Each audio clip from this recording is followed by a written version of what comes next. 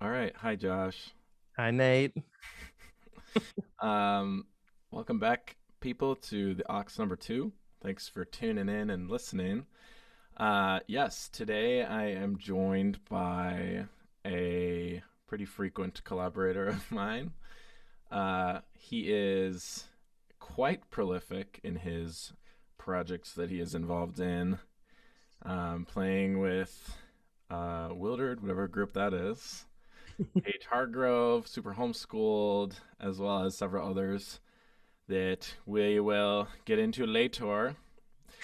He's the multi instrumentalist, producer, writer, mix engineer, Man, gigging musician, and just all around genuine guy.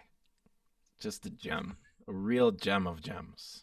oh, Like, cool. I can't wait to meet him. yeah, yeah, yeah. Like you've gone your whole life just seeing lab made gems, thinking they wouldn't be that different from the real thing. But then you get a real diamond. You see a real diamond, and it's rare, and you see it, and you're like, wow, this is this shines. And that's Josh, everyone. Give it up for Josh. Wow, this was fun. Thanks for having me. Of course. How are you? I'm really good. I'm good. It's been a busy week, but I'm good. It's kind of funny. I just did this with Adam, as you saw, and we were talking about how we had just been at a wedding together before doing it, and we had just, you and me, been at your wedding the Yeah, last time I saw you. my delayed wedding. So Yes. it was a good time. It was Your really wedding. fun having you there. Dude, it was awesome. It was a good time. It's like I told you that night, I was just like, why am I crying like all night? Dude, it's been like kind of weird being back. I think on the way home, we were kind of excited to just like get home and like settle in again, normal life. But then as soon as we did, we were kind of like, man, I miss all that the magic of just everyone we love around and just like celebrating. It was super special. Yeah. Yeah, that was a really, really fun um wedding. That was probably the best um ice cream sandwich I've ever had. Yes. I don't know where that was from, but Julianne's and Crystal Lake. what's it called? Julianne's. Julianne's. Oh, Crystal Lake. There's a Paige has an upcoming song on her new album that is about her love of Julianne's. dude, that Yeah, I couldn't believe how good that. It it's was so good. I know they're amazing. Yeah, but that was super duper fun. And uh, was it the day before we did paintball? Hmm. Yeah. I had a welt until like just a couple days ago. Oh, me too. I've been sore ever since. Yeah, yeah. Well, An it was. exercise like that in a Uh-huh. long time. Yeah. Well, it was so fun just having you guys up here. For those that don't know, Josh and his wife Casey are in the promised land now, Austin, Texas. Ooh. For how long now? It's been Casey's been here for 4 years now, and I've been here for a year and a half. Okay. Yeah.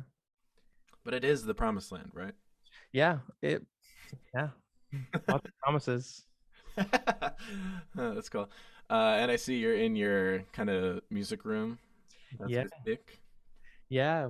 This is like has now become the just a multi-purpose room for me of like music stuff, uh, doing coding classes and stuff like that. So spend a lot of time in here, and it's yeah, I like it. It's comfortable.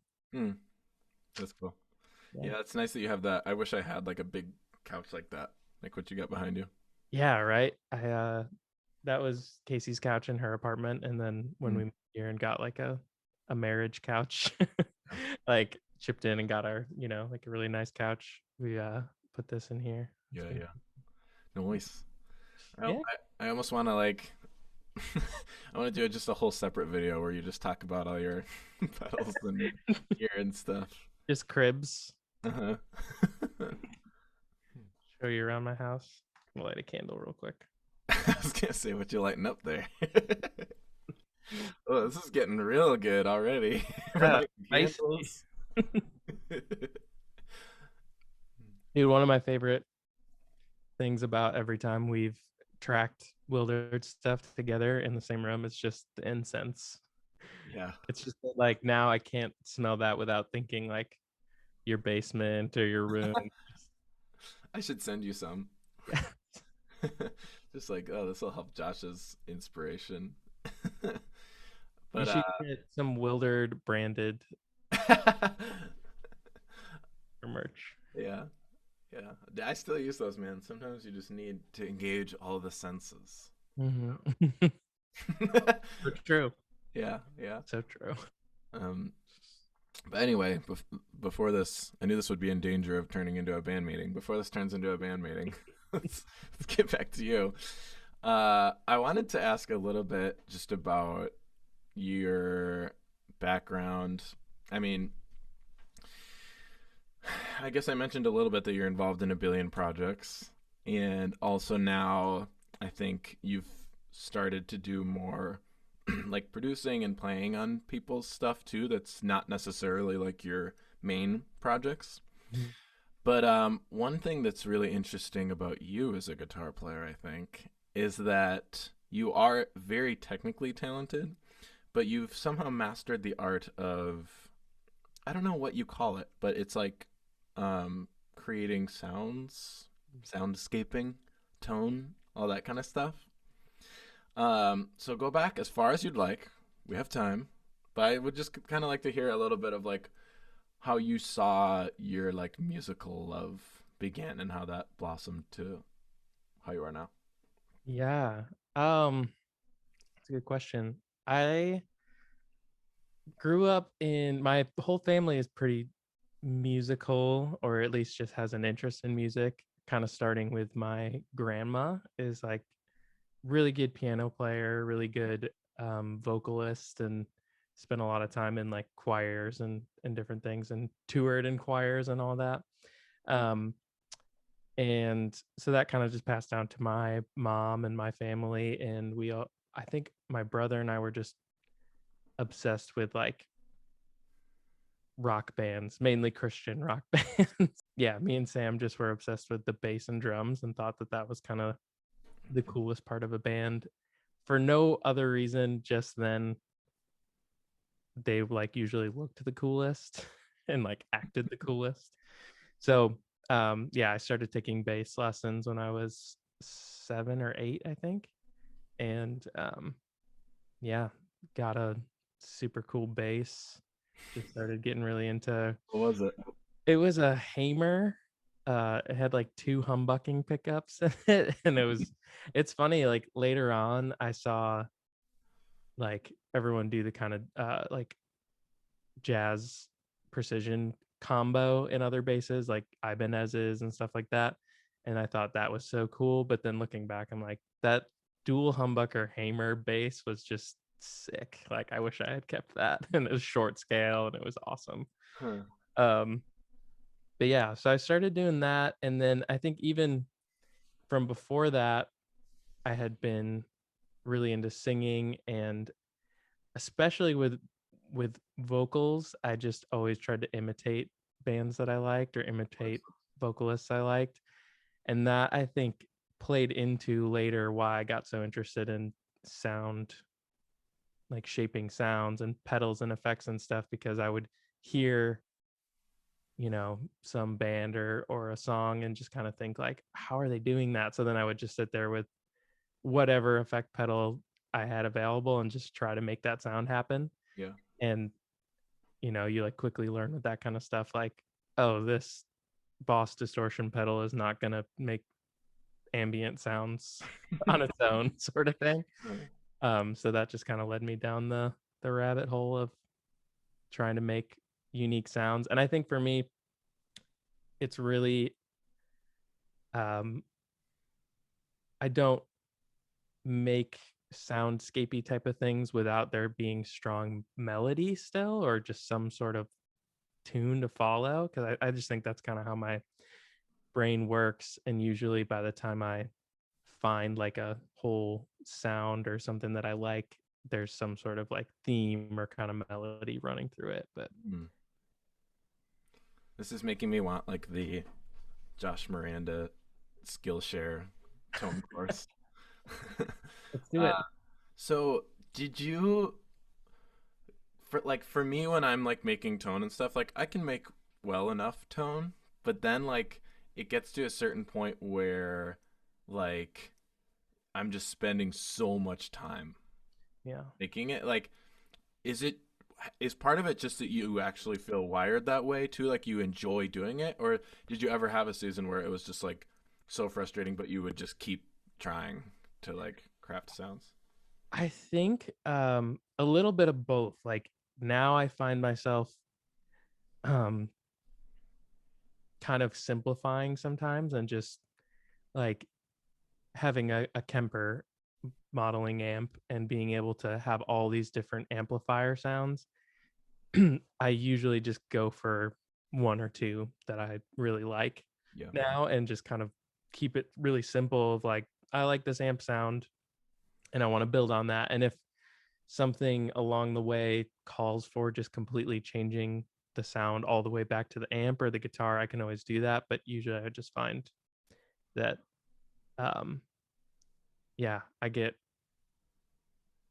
I can go too far down the rabbit hole of wanting to tweak every little thing, and that can be sometimes fun. But yeah, sorry, I kind of forgot the question. No, no, that's good. That's good. Kemper Uh, Nation, by the way. oh yeah, Kemper. Do you so I know you use your Kemper heavily and you have an insane knowledge of just guitars and pedals too. Um but you were saying like you mainly use like the amps you like a lot through the Kemper. Yeah, But pretty like much. but you make some pretty different sounding tones and sounds. Like do you mostly rely on your pedals then?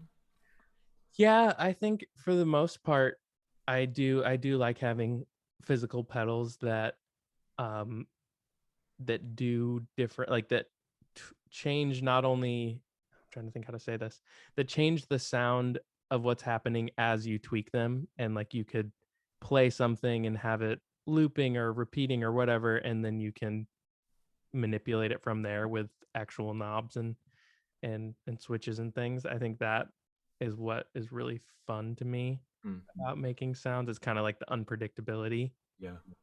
but you can kind of find something really magical if you just keep pushing things.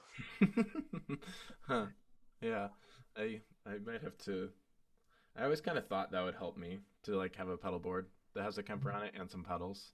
Mm-hmm. It's a little I guess this might be what you're touching on, but like tweaking sounds inside of a Kemper is sometimes a bit more of a task. Totally, Yeah. totally. I think that where that comes in handy is like when you get to perform something and you kind of have a more of a structure and it's not as a like as a much of an experimental thing. You have the ability then to really tweak things and then save it and just come back to it later, and that's really nice too. Well, while we're on it, just because I feel like people would probably appreciate hearing this from you, why don't we just talk about some of your gear? Sure. So, I know you have stuff that you might not use as much that's on the shelf or kind of currently whatever, but like just for right now, what would if there's just like a few pedals you'd say like you really rely on and maybe like a couple of guitars you say you go between, what would it be? I so for guitars I can pull it up. Yes. This this nice drum a lot. It's a custom brand that no longer exists. I think Hmm. he is So glad still. you kept it. Oh, me too. He's still probably is the guy Ben is probably still making guitars on just for like a for fun basis, but Hmm. he kind of stopped the business, so it's cool that I still have that. But it's like a something I kind of dreamed up. This was actually my first guitar, and I weirdly my first electric guitar that was my own, and I had been borrowing other people's to play at church and different things. And for some reason, just the season of my life was like, Yeah, my first guitar will be a completely custom guitar. I don't know why you would do anything else. Looking back, it's silly, um, but it's like a Jazzmaster semi-hollow, or got like a chamber on the top, Mhm. and then with Filtertron type pickups, like Gretsch style pickups, So, which was inspired by Noah Huffman, mutual mm, friend. yeah. Um, I think when I was kind of trying to figure out what to do with that guitar, I asked him, and he was like, "Go with the Filtertrons. You can do anything. You can be clean, or you can make it growly. Like, just go with that." So I did that. Yeah. Um, and then I also have, let me back up. Been using this a lot lately, which Oh, is interesting. the guitar I was actually borrowing when I bought that one. And the friend I was borrowing it from uh, downsized his gear and his home and everything a couple years ago, and just said, "I really want you to have this guitar." And he said, "It likes you more than it likes me." So this is like a 70 something Gibson Les Paul special, Oh, the two P90s in it. And yeah, so I mainly use those two these days. It's kind of the go-tos. And then I play through a Kemper, like we said. Um, the amps, like models that I usually go to within that are um what am I losing? What it is? I always forget. I I know always forget the mouse I use. they're just like locked in, and sometimes I don't even think about it. But I've lately have been using a model of a 62 Princeton, so it's like Yeah. um uh a little warmer, kind of like darker, little more growly. And then I think I also sometimes use like a 65 twin kind of Oh, nice. yeah, a lot of Fendery amps. And then the pedals that I just never stop using are the Strymon El Capistan delay. Yeah. That's on like everything that I've ever put out with anybody, just because I love the sound of it. And like for kind of weird experimental things, it has this uh, cool like looping feature where it just loops um, really like small phrases or different things, and it just kind of keeps repeating them like over and over on itself, and it can create these like really weird, because it's a tape delay emulation, it kind of creates these like weird inconsistencies and little like quirks that would happen in tape if you kept repeating something on it over and over again. And then also the Strymon Flint, which is tremolo and reverb. And it's really simple reverb, but it just sounds great.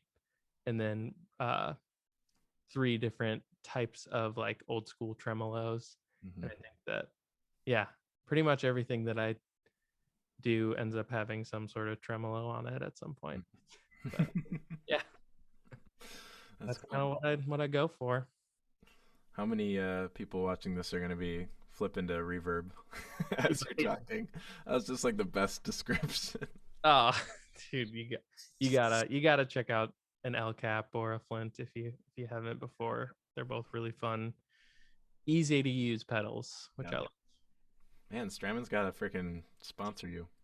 Oh, heck yeah. Yeah. Okay. Huh. That's cool. Yeah. And you still got that Mustang, right? You've been using that less though. I've been using it less, but I also it's kind of, I opened it up because the something was broken in it and I was gonna fix it, but I just haven't gotten around to it. So um Is that yeah, the doctor? it's shelved right now, but I still do love that. It's a pink Mustang. It's kind of on the shelf back there. You can Oh, see it. it's literally on the shelf. Yeah, yeah. Huh, that's cool. I guess I never thought about you did start on bass and you Yeah. did that for a while before doing other stuff. Even though, like you said, and I can relate, like you kind of always were singing to some level. Yeah. Um, did you and Sam, your brother, who shout out Sam Miranda, is an incredible kind of drummer, and I would even say he's kind of like an MD. Yeah. Hmm. Um, and did you guys do a lot of stuff together? Yeah, we did. So kind of after taking lessons and stuff for a while, we both started playing in youth group band together, Mm, and then through that started playing in a band and writing songs and stuff in high school. mm. And you could probably still find them somewhere. I don't know where, but kind of don't want you to. I You would won't name drop. like, yeah, no, no. But yeah, we just started playing together, and I would say a lot of my music experience comes from playing in church a lot. And starting when my brother and I were in high school, we were playing in youth group every week, and then that turned into like playing at church services every weekend. And um another big part, I think, that kind of played into the same thing we were talking about before with trying to imitate vocalists and singers, is that with church music, I was all of a sudden trying to recreate tones, guitar tones, and Hmm. kind of like play these parts that I would hear. And it's an interesting setup because, I mean, beyond cover bands and stuff, there's not really any other music application where you're just intentionally trying to like copy a sound or play a song Yeah, as that's a good point. similarly as possible. Sometimes you change it up, but Yeah. um at least for the season that I was playing guitar in church a lot, it was a lot of like trying to emulate exactly what you're hearing on a record. And I think that really um played into just what I really enjoyed about like Yeah. finding sounds and tweaking things. And Yeah. uh, but yeah, so Sam and I played together in bands and then in church for years. Yeah. And yeah, go ahead. Yeah. It's really interesting. We kind of like, now that I think of it, like we sort of came up because we you and I crossed paths a little in that youth group world playing and stuff. Uh Mhm. but we kind of came up at like a really ideal time where, I mean, say what you will about Christian music now, that's a totally separate Uh-huh. conversation, but it typically emulates pop music now, Yeah. you know? Whereas, like, when we were coming up, I think was like this window of time where, at least with certain of the really big Christian rock bands, like, it kind of existed as its own genre for a minute. Like, it was really influenced by, like, maybe like U2, like a lot of people say, like the delay guitar and stuff, but like it really did form. I'm biased, but like I think of just like earlier Hillsong United, Yeah. just like how that was such a massive, like, it really wasn't trying to emulate directly anything else. And like that like era, I think of like what like church bands and music was like very, in a good way, influential to musicians our age who were in that scene. I totally agree. Mm-hmm. Totally agree. And I think it was much more of like a kind of wall of sound type of Right. uh style. And I think that was really cool for us as like young musicians and young people. Was like it was cool because it wasn't like everybody got to do something and everybody got to be kind of like a part of this big sounding Mm-hmm. group. And I think it was also really formative for me in helping me.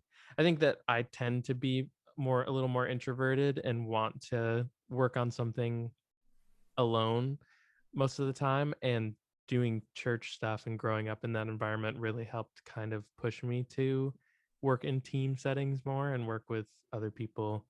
Um, and it's not that I don't want to work with other people. It's just that I will get anxious or shy or whatever. So I think it pushed me to just be more open in that way. Yeah. Yeah. It's interesting you talk about like how you're introverted, and like I've always felt like you are very humble and that you are much more talented than you like. I don't know how to say it, but like a lot of talented people kind of like to put it out there and like to like show people or tell people or like do the like networky thing and stuff like that. And um, it would be cool to hear from you as someone that I feel like has not in a good way, really ever done that stuff where you've like gone out of your way to be showy musically, or like even really cared that much about like trying to impress people socially or anything like that.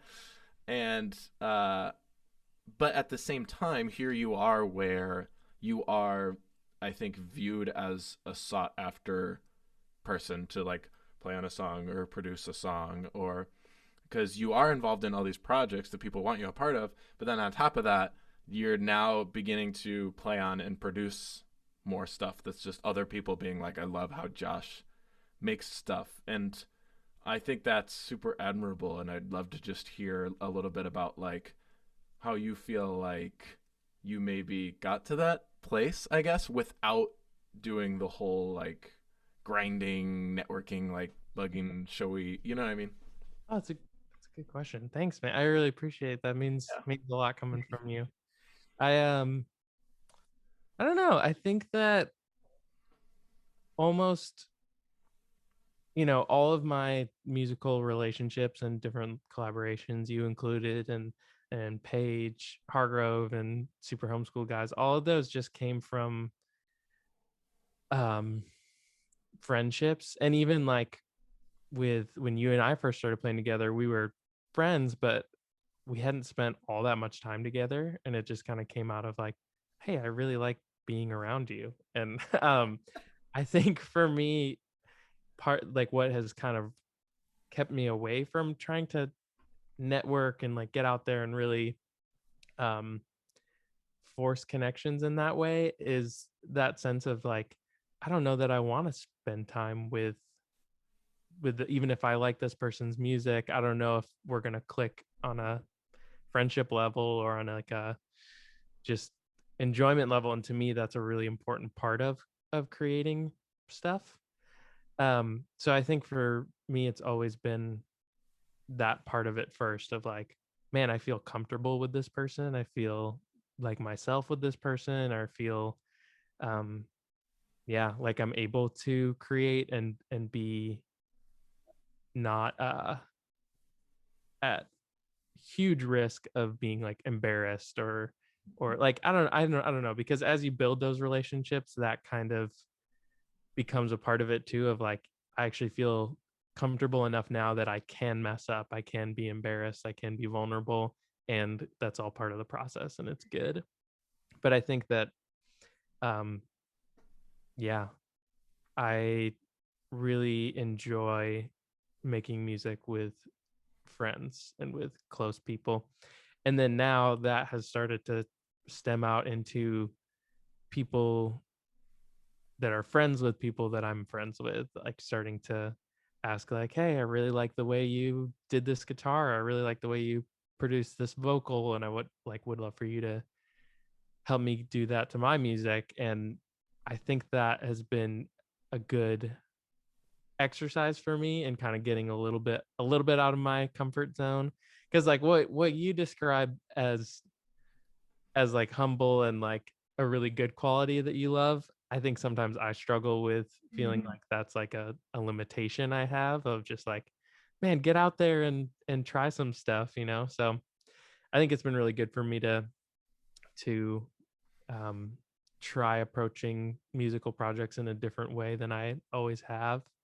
um and then also one other thing I wanted to say along with that is I'm getting to a point with getting some requests and stuff to produce songs or to mix songs or add music to songs, um that now I'm kind of like getting more in a groove with that kind of stuff, to where I want to finish some of my like older songs or older projects or things that I just never did because I was involved in all these other projects. And yeah, I don't know, I'm just kind of feeling like an itch and an excitement to do that. And I think all of the collaboration in the past 4 or 5 years that I've been a part of um has made me feel excited and more comfortable than ever to invite people into that process of like, hey, I wrote this song completely, or I had this song sitting around for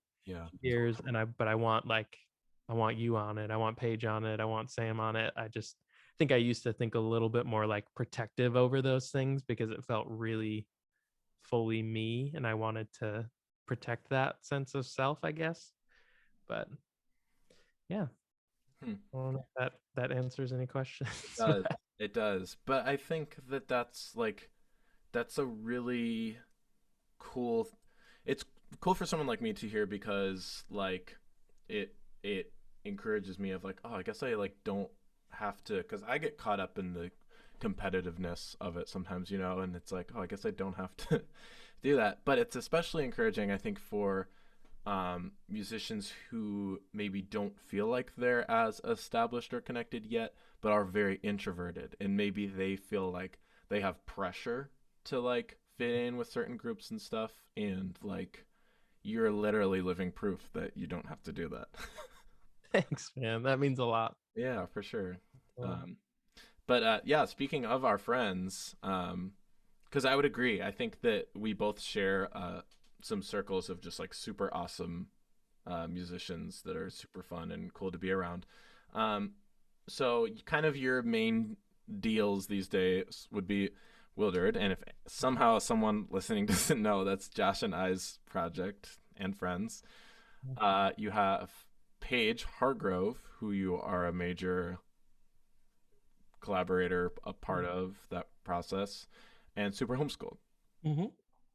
Uh, and obviously, now that you're in Austin, there's not as much of a live presence in those projects, but I know you're still involved behind the scenes. But man, that's quite the fun like trio of projects right there. I don't know if there's another one you would include with those, but Not, I mean, there's also some, secret behind the scenes, me, Nate, and Noah, very, very slow project. yes, we mentioned earlier.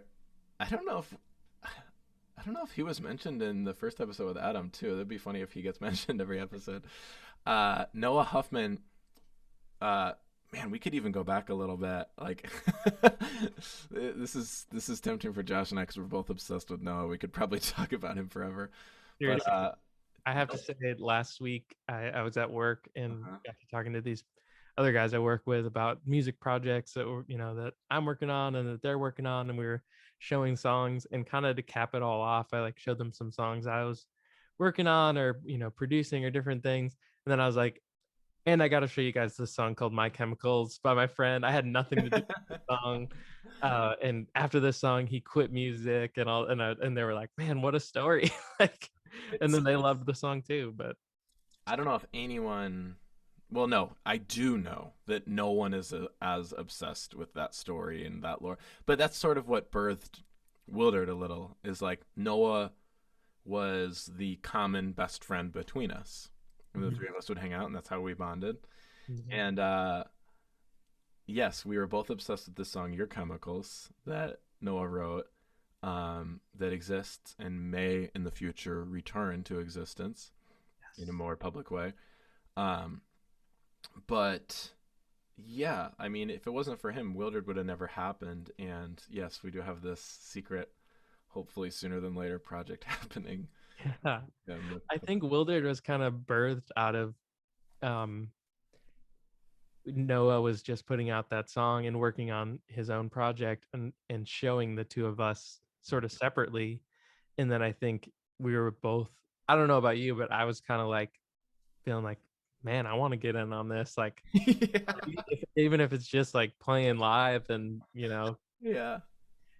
hitting some chords, like I want to be a part of that. And I think so I was just around a lot, and then met you, and we were kind of, or not met you, but kind of got Hmm. reintroduced to hanging out with you. And um I think we were both just kind of like, let's do something, like let's all do something together. Yeah, this is a big takeaway moment for this episode where if you're interested in this at all, text or DM Josh or I, and we will give you your chemicals. And we also are fighting for this song to come back to Yes. streaming services and stuff. Yeah. But that'll maybe in the future be a part of our fun little project Mm-hmm, we're working mm-hmm. on. but yeah, no. So Noah is a key person. Paige Hargrove, just can't say Yeah, enough awesome things. Uh, amazing. Paige has also been a big part of. She's the first person to ever let me attempt to like produce something for her, and that such a huge opportunity. Like I think she's incredible. She's so fun to watch live and just such a wonderful person that to get to be anywhere near her creative process was just really, really awesome. And yeah, I think that really started a whole long, kind of a journey to where I'm at now and where I'm, keep heading is of just uh even just being peripherally involved in projects and adding guitar here or there or whatever. um yeah, Paige has been really, really kind to let me in on some of that. And yeah, I can't say enough good things about Paige. yeah, well, I don't think I would be overspeaking in saying that you have been such a strong presence in that project, Oh, and that I mean, she wisely has utilized you well. But I mean, Paige is great. I just got to do a show with her recently. She's just so like captivating live. You know what I mean? Like yeah. her music is of course great to listen to, but something about when she plays live, like we did. So it was a Wildered set, but we did one of her songs in the middle of it. Nice. And it was a song she hasn't released yet, and it's just like it's just so like she's So good. I don't know how else to say it. It's just very captivating. Very captivating. Such a good songwriter. Such Mhm. She's has a really, really great way with words of telling stories. And she's it just seems, I know it's not effortless because she works so hard, but it presents as effortless when she performs them. Like it's Yeah. very smooth, Yeah. really, really good. And then I was lucky enough to get to meet a couple of your goons, Mike and Sean from Super Homeschooled Yes. at the wedding. Dude, Well, if I could tell the story of meeting those guys, it's so honestly so interesting. Just such a different season of my life where I think at my wedding too, my friend Lane got up and gave a toast, and he kind of alluded to this. Like we were both in this season of after high school, went to college for a little bit, but came back. So we're just kind of back in our hometown. I was back in my area, but most of my people were gone at school. And then like my brother had just recently gotten married and started having kids. And then just my kind of growing up best friends were all off doing the same. So I kind of was in this new season of life of like, I gotta, if I don't make some new friends, find some new people to hang out with, I'm just going to be sitting alone most of the time. So I started meeting people and just kind of getting connected and met Lane. And then through Lane, I met uh, this guy he was in a band with, Mike, and Mike was playing drums in their band. Um, and then ended up going with Mike to go see Switchfoot and Reliant K at House of Blues in Chicago, and didn't really know him that well. Didn't really know uh, really anybody that I was with. I was just like, yeah, I want to just start getting out there, making new friends. So I go with him, and then he brings with him Sean. He's like, this is my friend Sean. Like he plays in bands too, and I'm literally just like walking behind them as we're walking to the House of Blues, and I just overhear them saying, yeah, man, like we're trying to get together this week, make some music. They're talking, they're like, but man, we need a new bass player. Like, they just had a friend who was kind of like fooling around playing with them, but not fooling around, like playing with them, but just wasn't super committed to like playing, writing some songs and stuff. And they were like, yeah, we gotta find a new bass player. And like something in me just kicked. I would normally never do this, but I just kind of like walked a little faster, kind of like got up next to them and was like, I play bass. Like, you guys, like I would love to play some bass with you guys. And they were like, all right. So we just started getting together that year, and we just would get together like every couple of weeks and work on songs. And that that project has been so fun, was so fun for the season that I was living close to all those guys, that like it felt the most like really just innocent and pure, like when any band starts out and you just get together and you're like half fooling around, half just getting to know each other and like goofing around, and then half like, oh, let's write a song, and just kind of, I don't know, it was really fun. So those guys are really special to me, and they're also just total goons. Yeah, check out Super Homeschooled. And everyone in the band was super homeschooled, right? Nope, just me. Oh. Yeah, that I Dang, think I thought that was like a that was our selling point. No, it was just it's actually funny. We were trying to think of a band name, uh, and we were hanging out with another great musical friend, AJ, and we were just talking about something, and AJ said something about like, I was homeschooled, but my cousins were like super homeschooled, like super homeschooled, and we're all just like, that's kind of, I like that name. That's a good band name. oh, it's so good. The whole vibe of the band is just so awesome. Yeah. Yeah. Thanks, man. So here's the real question, Josh. Yeah.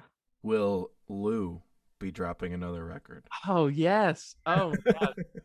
Great. So St. Lou, we had to pick, we had to go with, there was somebody already named Lou, but Okay. it's a project between Paige, Hargrove, and myself, of just kind of songs that we started working on, either separate or together, but that didn't totally fit our, Paige's own music, or like my music, or what I wanted to do. Or I guess I've been working in different projects, so I was kind of like, I want to put some of these songs that I've worked on out. So um a lot of it started, Paige and I did like a little tour together of just some like Midwest cities, and drove around in a Jeep for a little bit, um for a couple weeks together. And around that season we just started like trying to write songs together. And yeah, so we kind of came up with this idea that we would have a project named Lou, after her dog Louie. um and so nothing, we recorded some stuff actually right before I moved, and then nothing really came of it. I never finished kind of editing and mixing that stuff. And then over right before Valentine's Day this year, 2021, Paige was like, hey, let's put out some love songs. Like usually we put out really sad Yeah. songs. I'd be like, do you have any love songs? And I was like, yeah, for sure, let's do it. And then she sent me her love songs, and one of them was like the saddest love song I've ever heard in my life, which was so funny that she was like, yeah, let's do Mhm. some happy love songs. I Yeah. don't know. But yeah, so we put out a little Valentine's Day inspired, Will there be more? there will. So we have like four other songs, I think, that we've at least demoed, and that we want to put more time into. That's all I needed to hear, man. Yeah, really uh, fun. yeah. Um, so sort of just some other random questions, because you are a experienced guy in all these different projects and stuff. Hit me with, and if you can't think of, you know, one or whatever, maybe just whatever comes to your mind first. But what's like a favorite or just like a crazy memory from a show you have? Mm, that's a really good question. Um, It could be maybe something that was awesome or just something that was so weird and just like funny or I feel like all the weird or just over the top things have happened with you at Wildered shows.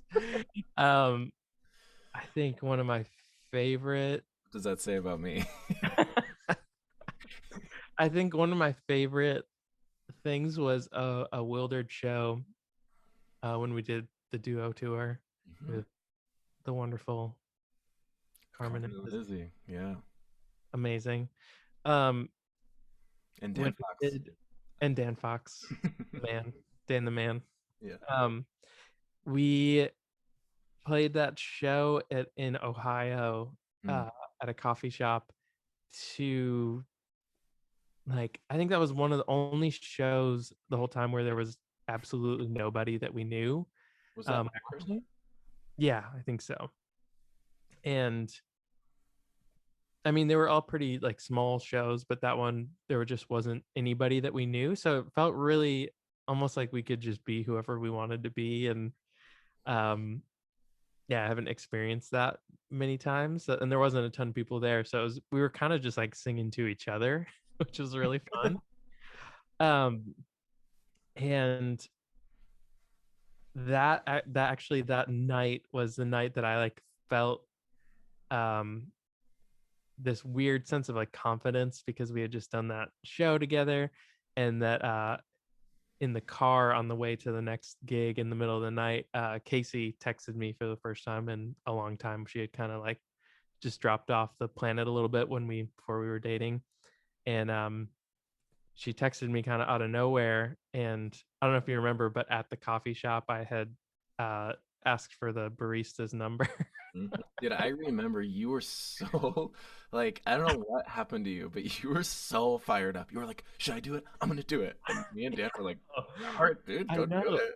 It was so weird. It was like the middle of the first time I ever did any kind of tour, Mhm. and just starting to feel like really just stoked on being out there with you guys, and then was just feeling like confident, like, yeah, I'm hitting it off with this barista. I should just ask for her number, blah blah blah.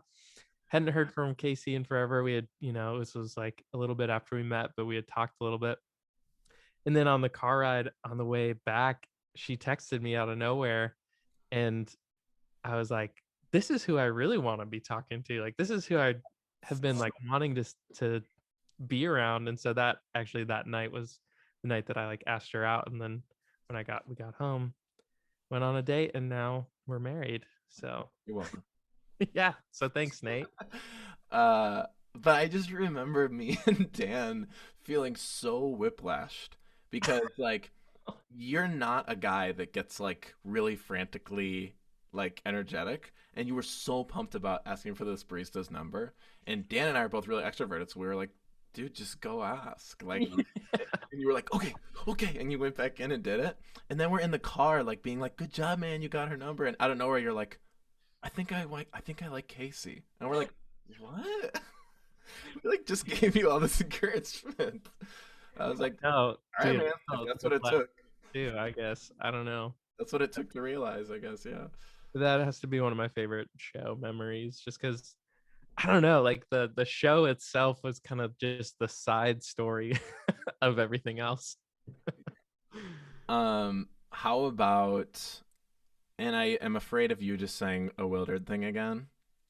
Oh, I okay. try to not think of a Wildered thing, but how about studio experience? Oh man, not to say a Wildered thing. Let me think. Let me think. Um, I guess another really great one for me. Um, I have a solo EP Mhm. out that has been out for a few years, and there's songs that I definitely want to revisit sometime, and Yeah. do some more things around, some more full band things. And um but I think at that point I was just playing a lot more shows, playing a lot of shows, and I was like, I need to have something to refer people to after they hear me play these songs. So I recorded those, a couple songs, and the mixing process, I mixed and mastered them um in Paige and Kyle in their living room. Okay. And it was a weird time because I didn't really have like a studio set up yet or anything like that. And I had just done those songs, recorded those on my own, and didn't really have, I think I had a friend living with me in my bedroom at my parents' house. So I just was kind of like, I don't really have the space to set up like a room to mix and master these in. So I went to Paige and Kyle's house, which I did a lot back then. And they will, like, on the release of this on like SoundCloud and Bandcamp and stuff, I say on there that it was mixed and mastered by Paige and Kyle and myself, and they will never, they're always like, we did not do anything, but they truly were like essential in that, because I don't think I would have gotten it done. I would have just sat there with it for forever and done anything with those songs if I didn't have kind of the expectation of friends sitting there with me like, you're gonna put this out. So it was like a few days of just kind of sitting there, Yeah. listening and like asking them like, how does this sound, what should I do here? And it's really simple, like only acoustic and a couple acoustics and vocals, but I I think it took having those two friends to guide me to actually get that project done. So that was a favorite memory, because it's literally the most low pressure scenario, but I just felt a lot of pressure on myself to actually do it, and it was just a sweet time. Yeah. Such a great duo, those two. I know. They are. They really are. Okay, so got a couple questions for you that I think I'm going to ask everybody that comes on the show, just because they're very interesting. I know you're ready for this first one. Okay, so it's your super band, and you get 5 people. Okay. So you get drummer, bass, lead guitar, and then you get front person and aux person. So the aux person can do whatever you want. They can do keys, like percussion and sing, or whatever. And let's just say you can do dead or alive. Yeah. Okay. All right. I'm not gonna lie, I definitely have been thinking about this. Adam Curry answer, and my answers will not be nearly as eclectic and special as Adam's, but I have been thinking about it because I love this question. Okay. So so I get guitar, bass, drums, lead person, and auxiliary. Yes. Okay. Okay. And you can have the instrumentalist sing too if you want, if that's a factor. Okay. Like I think Adam picked Phil Collins for drums. Like you said. Nice. Yeah. Okay. So I think that my super group would have to be a group of all, well, mostly front people. Like just because. Do you think these people would work well together? I don't know. I know that would be potentially very acidic. Okay. To have all these amazing front people, but these are my answers, and I think I'm going with all pretty current people. All right, let's hear it. So I'm gonna start with my auxiliary, all around synth, sometimes guitar, sometimes whatever, but it's gonna have to be Justin Vernon of Tony Blair. Just the auxiliary of all auxiliary people. Just he can do anything. So I think it's got to be him. You are coming out strong, my friend. He's the backbone. I feel like I'm gonna love this because we share so many favorite artists. Yes. I thought about this for a while, and it's not that there are so many great choices, but I think I want my bass player to be Tyler Joseph. Wow, interesting. Because I love his bass lines in so many 21 Pilots songs. There's just such great, like usually pretty simple in a way, but just like amazing bass lines. So it's gonna have to be Tyler Joseph, and I thought that would be a cool, like, a support role for someone who's such a strong front man. Yeah, it would be kind of cool. Okay.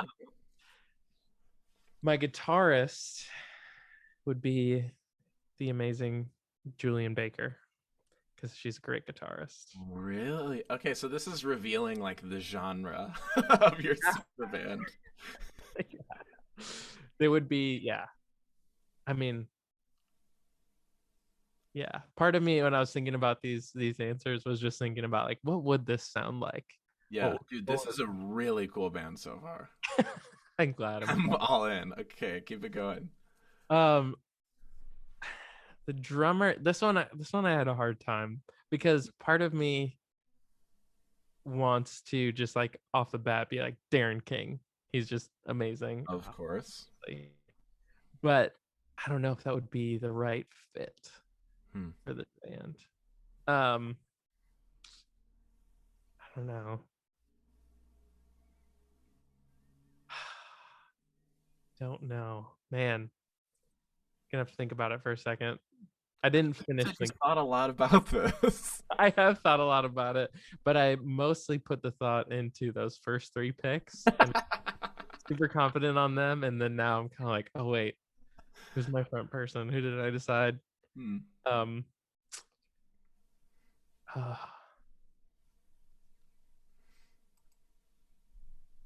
hmm.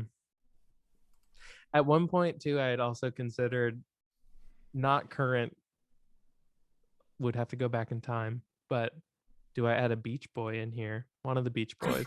I don't know. Maybe. Maybe not if you're just like any of them. Just a Beach Boy. One Beach Boy. um Just say Darren then. hold on. Oh, dragged you away.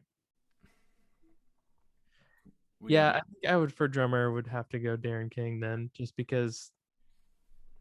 Oh, I remember who I had for my front person too. So yeah, I'd have to go Darren King. I think he can do, he can fit in this. Literally anything. Yeah, Literally he anything. can do anything.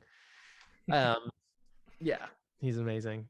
And we've already seen him work with some of the people in this band already, so I think it would be. Actually, I do think, even though it is a lot of front people, I do think all these people so far would actually work really well together. I think so too. Yep. And then my front person has been somebody that I've really loved lately, but I just think would be especially perfect because of the vocals, but it would have to be Claro. I don't know if you listen to Claro much. Of course. Okay, good. Why? Why pick her? I mean, she's amazing, but I'm just curious. I think with all that music stuff going on, I was just trying to think of somebody with a really soft voice that also, I don't know if you've listened to her new album, but there's so much vocals going on just everywhere. Like there's Yeah.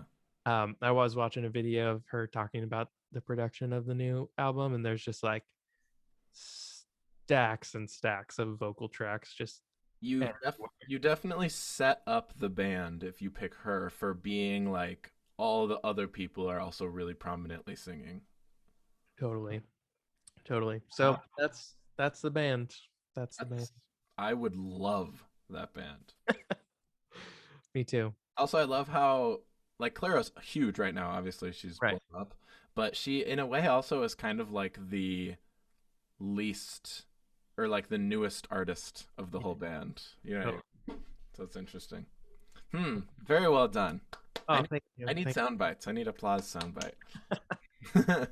Okay, and then the second question is in the multiverse where you have no musical talent. How is the non-musical Josh's life different? What is he spending his time doing? Ooh. Hmm.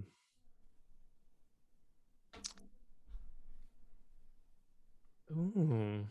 That's a great question. I didn't actually hear this one last time.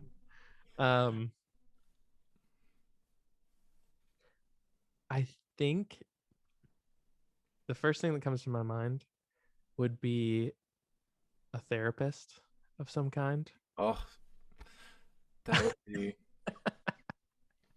I think it would just work.